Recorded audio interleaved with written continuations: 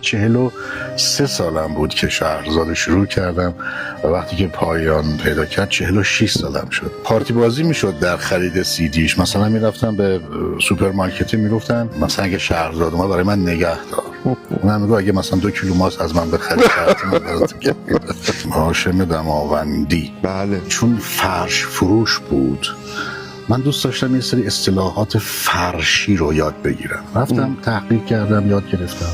مثلا اگر نویسنده نوشته بود که این دختره به درد ما نمیخوره، مثلا میگفتم تار این دختره به پود ما نمیخوره. چه قشنگ. شعر تحویل من نده. اینکه خب پسر شاعره گاهی شعر آره. ترکیب از این دوتا یه جایی شد موتیو تیکه کلام من. اون کسی که قالی رو انداخته رو این دار تا آخرشو بافته، قیچیش هم زده، فقط منتظر بیارتش پایین.